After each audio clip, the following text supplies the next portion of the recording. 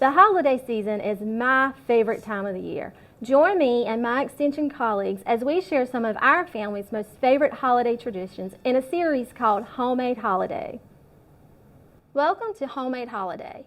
As far as I can remember, cranberries have always been a staple on our holiday table.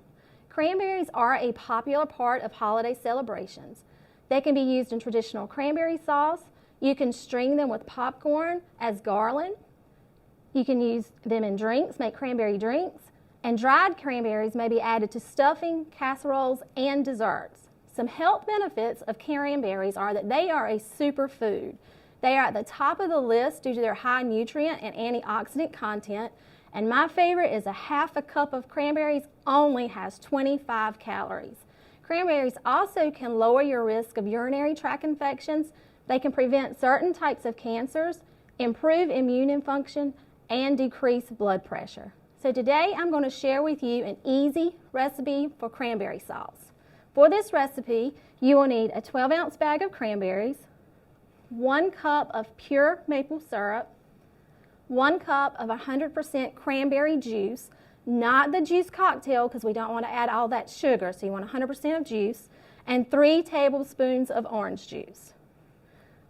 Then you're going to add your ingredients to a medium-sized pan. So we're going to add our cranberries. We're going to add our cranberry juice, add our pure maple syrup, and our 3 tablespoons of orange juice. And we're going to mix it well. And we're going to place it on the stove over high heat. So you bring your cranberries to a rolling boil, and then you reduce your heat to low, and you cook for 10 minutes until it thickens. Once thickened, then you will pour your cranberry sauce into a serving bowl. Oh, it smells so delicious. Oh, it smells good, and it's beautiful. Look at that beautiful color. And you have a beautiful and easy cranberry sauce for your holiday dinner table. Join us next time for Homemade Holiday.